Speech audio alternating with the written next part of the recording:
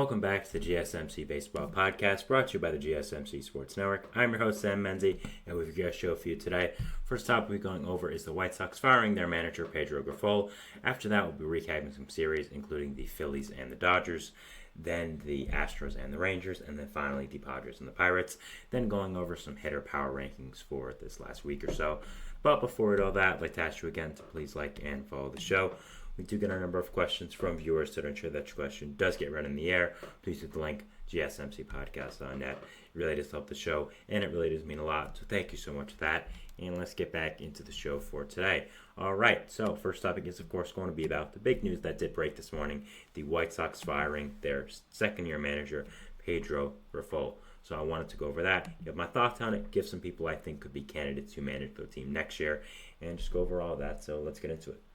So, going over Grifol, obviously was hired 2 years ago for the replacement of the disastrous hire of Tony La Russa, who they tried to, kind of get the good old days back with the White Sox, and utterly failed. La Russa was shown sleeping in the dugout some games, really did not mesh well with this new time of baseball, and people thought it was going to be a disaster when it first happened, and one of the few times where people thought it was going to be a disaster, and it was a disaster. He really just ruined a really bright young team, and it was really unfortunate. So, obviously, to counteract that, they tried hiring a younger manager, a guy who they thought could be there for a little while. Royals, at the time, bench coach Pedro Grifol, and now Grifol is out after a year and a half.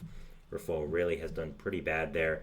Had a pretty awful season last year, and this year, of course, has the team on pace to be one of the worst teams in the history of probably not just baseball, but in sports overall. So, I know what a lot of people are going to say in that, oh, he was just a scapegoat, this team is bad with or without him. And I agree that in some ways Grifol is a scapegoat, but I also think that he's just genuinely a really bad manager. He's not worse than La Russa, because I don't think anyone is, but I think that, you look at the White Sox going into 2023. People don't remember that they weren't supposed to be that bad. I mean, 2022, they finished 81-81, which isn't horrible. Everyone looked at them like they had a decent chance to win the division. They added some reinforcements, notably getting Andrew Benintendi into the biggest contract in franchise history. Of course, that's turned out to be an absolute disaster as well. But still, the White Sox finished 81-81. They still had a really good young core, and they looked like they had a decent chance to win the AL Central, and everything came crashing down.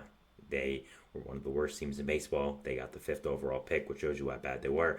And this year now, they are, again, one of the worst teams in the history of baseball. So, as much as I think, yes, Grifol was kind of a scapegoat because any manager at this record would have been fired, I just also think he's a genuinely bad manager. I think his history proves that. There were a lot of rumors going around that players hated him and he wasn't a good communicator. So I think it was just time to move on from him. Maybe he'll be a good manager in the future. I've seen crazier things. I mean, Gabe Kapler was one of the worst managers I've ever seen with the Phillies and did a really great job with the Giants for the past 4 or 5 years before he got let go, obviously, this year for Bob Melvin. But there have been crazier things happen, so I think we could see Grifol be a good manager in the future, but he was really bad with the White Sox, and I don't really think that's a crazy thing to say. Now, so again, I do agree with the decision. I think it had to be done, especially with how bad this team was this year. You can't fire players, so the closest thing you can do is fire the manager, and that's exactly what they did. I like Chris Getz. I think he's a really good player, president of baseball operations, who should do a lot of good with the White Sox in the future. So they're obviously not going to fire him, so Grifol was the obvious guy to go down. And again, I don't think he was that great of a manager anyway, so I think it makes a lot of sense. So next we have to ask, who are some guys that could replace Grifol? So I'm going to give 3 guys I think could be really good replacements, and rumors suggest as well. So getting into that. So the first one we have is the A's current manager, Mark Kotsay. Kotsay was a former baseball player, of course, former MLB player for a long time with a number of teams. Was a really solid outfielder for a little while, and then quietly transitioned into coaching, and then eventually got the manager job for the A's, and has done a pretty good job for these past 2 years. Had big shoes to fill in once the Giants, of course, got once the Padres, I should say, of course, got Bob Melvin. Then the Giants got Bob Melvin. Once Bob Melvin left from the A's is what I'm trying to say. He had big shoes to fill. He was one of the best managers in baseball, one of the best managers in franchise history, and Kotsay's done a really good job. Nobody really expected Kotsay to win with the A's. That wasn't really what it is, but they expected, a lot of development. They expected young players to get better, and I think that's what really happened. The A's haven't been as bad as we expected them to be this year. We kind of expect them to be one of the worst teams in baseball history. and they haven't been that bad. I mean, they've been bad, but you've had some nice shining performances.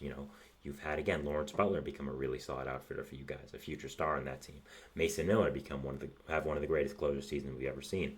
Brent Rooker become one of the better DHs in the entire league. So you've seen development from this team, and Kotsay has shown to do a fine job. And I think in a more competent organization, which I think the White Sox are barely, I think will make a lot of sense. And if he does want to leave the A's after this year, I believe his contract is up. I could be wrong about that, but I believe it's true. I think the White Sox make a lot of sense. He's used to developing a younger team with not a lot of expectations to be better than they were, and I think he would make a lot of sense for this White Sox team. Probably wouldn't cost much as well.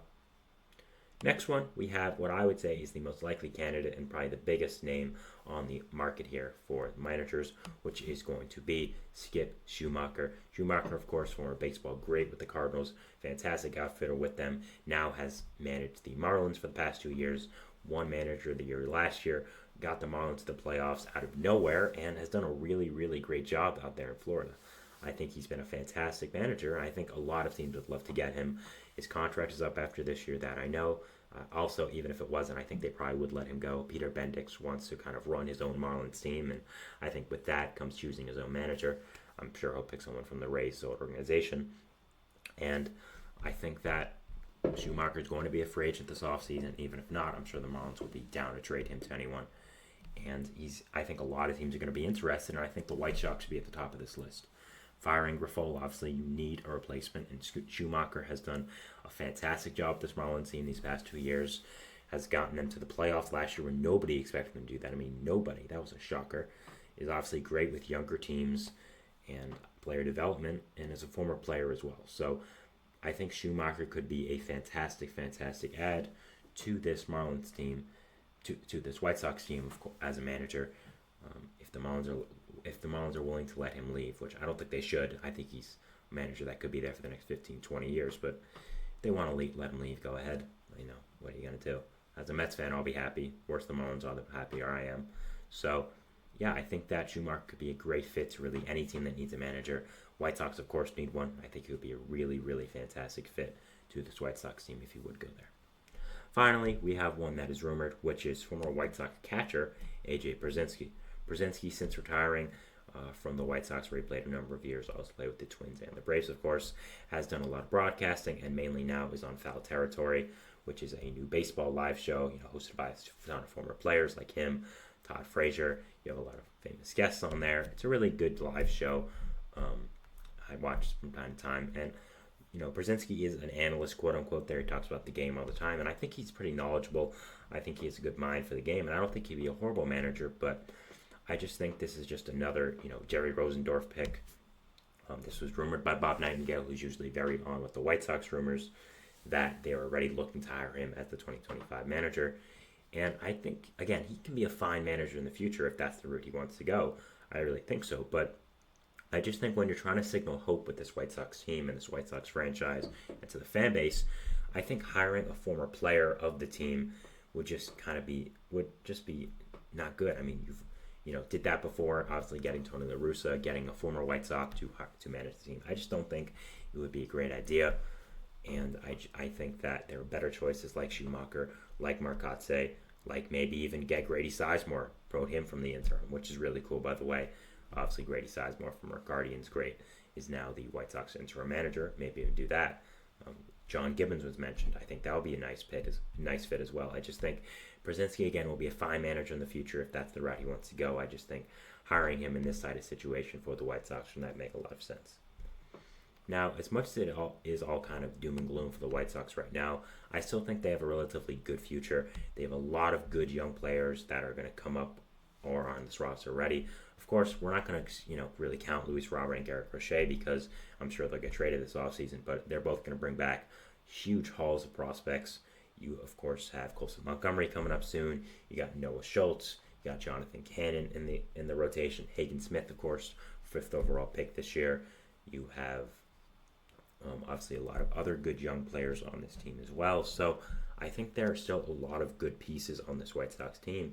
It's just kind of about getting it all together, putting it all together, and just making a really, really good team. I think one of the things is Jerry Rosendorf has to start spending money. $75 million to Andrew Benintendi as your biggest contract in franchise history when you play in Chicago, Illinois, to me is pretty pathetic. So I think a lot of it just has to start going a lot different for this White Sox team if they want to be competitive rather quickly and they want to be a good team in the next 3-4 years. So a lot to think about here, but Grifol obviously getting fired, I think was the right decision. I think it had to be done, and I think Schumacher could be a good fit. I think that Marcotte could be a good fit.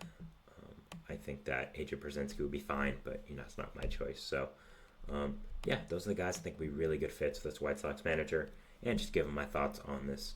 I'll be going into my second segment here, which is going to be talking about now the Phillies and the Padres. Sorry, not the Phillies and the Dodgers recent series, recapping that, going over all that. So, we'll be doing that, and we talk about it, and we'll see you after the break. So, thanks, and bye. I feel like I'm losing my mind. Is everybody in the world blind? Please, Lord, give me a sign, a sign.